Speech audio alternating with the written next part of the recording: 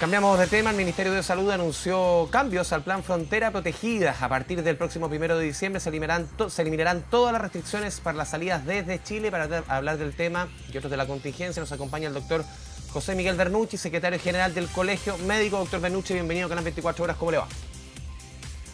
Hola, muy buenas tardes. Doctor, ¿cómo le hizo usted las medidas anunciadas ayer por el gobierno, sobre todo las libertades para salir? La entrada hay algunos cambios, pero la mayor libertad son para salir. ¿Cómo ve estos cambios en Frontera Protegida? Mira, en general, nosotros como colegio siempre hemos sido un poco más conservadores, un poco más desde el ámbito precautorio referente a los cambios. Lo que tenemos que comprender para poder entender estos cambios es que en un inicio, cuando no existía COVID en nuestro país, efectivamente el ingreso que se hacía preferentemente por el aeropuerto era un punto neurálgico central de la estrategia, no para impedir que ingresara el COVID, sino para tratar de retrasarlo en la mayor forma que pudiéramos y que ingresara en una manera de que no fuera una masa no controlable tal como nos aconteció. Cuando ya el COVID estaba en nuestro país y comenzaron a aparecer las variantes de preocupación, primero la variante, ¿no es cierto?, P1 brasileña, y luego la variante, ¿no es cierto?, Delta o inglesa, efectivamente, nuevamente el aeropuerto se transformaba en un centro neurálgico porque también, más que impedir la entrada, lo que queríamos hacer era retrasarla lo máximo posible para poder estar mejor preparados para evitar, ¿no es cierto?, los estragos que había causado en nuestro país. Hoy en día, cuando la variante Delta está presente entre el 91 a 100% de todas las muestras secuenciadas en nuestro país, la verdad es que no tenemos esa preocupación. Y por ese lado uno podría decir que todos los relajamientos de entrada, evidentemente, o de salida, no van a generar un mayor impacto referente a tener un cambio de una variante más peligrosa en este minuto.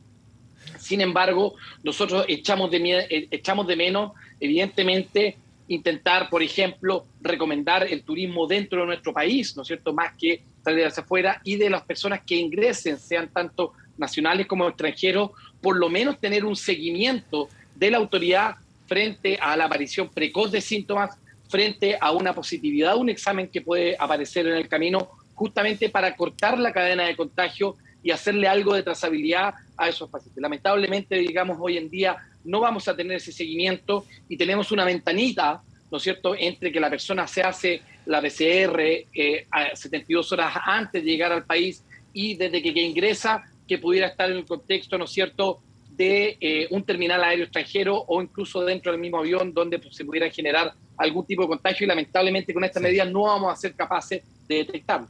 Doctor Bernucci, usted mencionaba el tema de la trazabilidad y nuevamente se ha puesto en la crítica la trazabilidad que se ha sacado de la atención primaria, desde los municipios. Ayer me tocaba conversarlo con el doctor Erazo, sencillamente que ese tema está flaqueando y con fuerza nuevamente. ¿Cómo lo ve usted?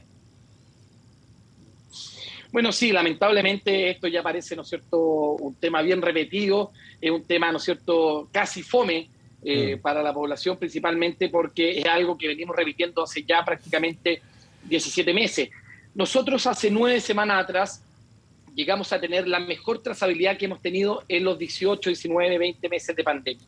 Llegamos a encontrar 4,7, 4,9 contactos por cada caso en promedio a nivel nacional, muy cerquita del mínimo de 5 que nos recomienda la Organización Mundial de la Salud para que sea una trazabilidad adecuada. Coincidentemente, y justamente esa mejor trazabilidad coincidió con el menor número de casos que hemos tenido en nuestro país también en estos 18 meses de pandemia desde que comenzamos el aumento de la primera ola. Lamentablemente, nosotros seguimos la secuencia de eventos. Posterior a eso, algunas semanas después, el Ministerio retiró toda la trazabilidad desde la atención primaria, la volvió a las seremías, o sea, retrotraímos la trazabilidad prácticamente a marzo del año 2020 y justamente en los consecuentes informes epidemiológicos la trazabilidad comenzó a empeorar, llegando a los niveles incluso más bajos que hemos tenido durante la pandemia. Hoy en día el promedio nacional está no aceptable, está mucho más bajo, está 3,5, 3,7 contactos por cada caso, pero si vamos a Santiago, que tiene la peor trazabilidad del país, está un poquito sobre 2. Entonces, la verdad, y justamente esto se coincide así como tuvimos la mejor trazabilidad al menor número de casos, hoy en día con una trazabilidad que se ha ido echando a perder en el camino, Doctor, hemos tenido justamente un aumento de casos. ¿y cuál es el peligro justamente de ese escenario, esa caída en la trazabilidad en la región metropolitana? ¿Siente usted que podría haber, por ejemplo, de parte de las autoridades mucha confianza en el nivel de vacunación a nivel país? Bueno, sí, mira, esa es una pregunta que es sumamente interesante, porque si nosotros dividimos, digamos, la respuesta de los distintos países a la pandemia, podemos hablar de una era pre-vacuna y una era post-vacuna. La era pre-vacuna ya pasó, ¿no es cierto? Y era donde teníamos que hacer las mayores cantidades de medidas sanitarias y restrictivas justamente para evitar que el virus se replicara, y era justamente en lo que se basaba algunas propuestas que presentaba el colegio. Pero en la era post-vacuna, efectivamente, si nosotros analizamos la respuesta de los distintos países, tenemos países con respuesta solamente vacunas, cuyo ejemplo o epítome es Inglaterra, Estados Unidos, donde ellos dicen con la vacuna suficiente y vamos a esperar a ver qué es lo que pasa. Tenemos un segundo grupo de países donde están los que se llaman, se ha llamado vacunación plus, o vacunación plus, o vacunación algo más, donde la vacuna sigue siendo la respuesta principal, pero hay distintas medidas sanitarias clásicas para el control de esto, y dentro de eso está la trazabilidad. Y hay un tercer grupo de países donde no tienen ni vacuna ni respuesta a absolutamente nada, y donde está absolutamente la crema hoy en día, así como Perú y algunos países de Latinoamérica eran el ejemplo. Hoy en día Europa del Este está prácticamente en un desastre total. Entonces, en ese sentido, nuestro país probablemente se encuentra a mitad de camino entre solamente vacunas, más cerquita de ahí, que vacunas y plus, ¿no es cierto?, y otras medidas. Entonces, en ese sentido, creemos que hoy en día los países que están teniendo mejor respuesta, con menor tasa de contagio, con menor cantidad de fallecidos, con menor cantidad de aglomeraciones a nivel hospitalario y de unidades de cuidado intensivo, están teniendo estos países con vacunación, y ese algo más. Y probablemente ese algo más es donde nosotros tenemos un gran espacio para crecer, porque siempre señalamos que fue una muy mala medida haber desmantelado la buena trazabilidad que llegamos a tener, y que, de hecho, a medida que abríamos más, la trazabilidad empezaba a jugar un rol mucho más preponderante a medida que la vacunación seguía avanzando. Doctor Bernucci, ¿qué se hace con el más de 1 millón de habitantes en nuestro país que definitivamente no se ha vacunado? Uno mira, claro, lo que están haciendo en Austria, y claro, es bien particular que a la gente se le lleve a cuarentena por no vacunarse, es una medida bien extrema. ¿Cómo ve usted esa población y cómo ve también lo que están haciendo en Austria? Llama la atención algo que no se ha hecho en ningún país prácticamente del mundo.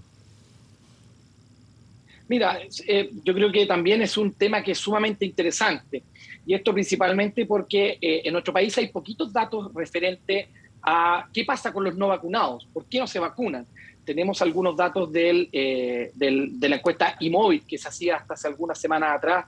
Tenemos algunos datos de la Escuela de Salud Pública de la Universidad de Chile también. Con el doctor Cuadrado muchas veces tengo datos respecto a eso. Exactamente, lo que nos están señalando esos datos, y que vale mucho la pena mirarlo, es que menos del 3% de las personas no vacunadas se declaran antivacunas. O sea, tiene una fe, por decir de alguna forma, nosotros creemos que es una mala fe, pero tiene una fe, y no, tú hagas lo que hagas, no va a cambiar ese parecer.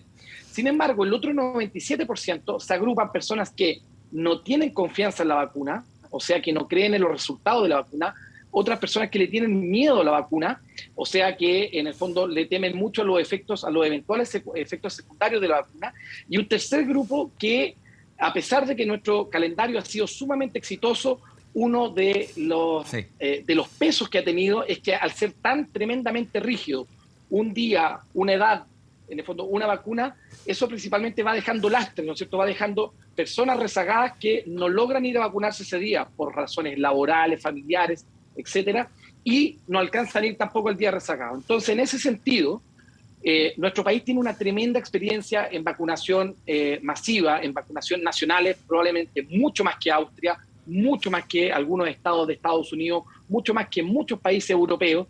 Y en ese sentido yo creo que tenemos que confiar en la experiencia de nuestro país y en los datos. Y en ese sentido, probablemente, más que poner medidas que vayan coercitivas, ¿no es cierto?, o medidas prohibitivas referentes a no vacunarse, tenemos que atacar el acceso. Uno, liberar el acceso total, cuando pueda, cuando quiera, donde sea. Las personas que están en rezagadas, liberarlos y sacarlos del calendario, y que tengan que vacunarse en cualquier minuto. Segundo, aumentar la oferta, seguir insistiendo sobre los horarios fuera de horarios laborales, horarios no hábiles, fin de semana. Y tercero, tenemos que actuar rápidamente en educación e información. Hoy en día, después de 8 meses de programa de vacunación, donde el 50% de la población mundial se ha vacunado, tenemos que decirle a esas personas que las vacunas son seguras. Tenemos menos de 3% de efectos secundarios y de eso casi la totalidad de esos efectos secundarios son efectos muy leves.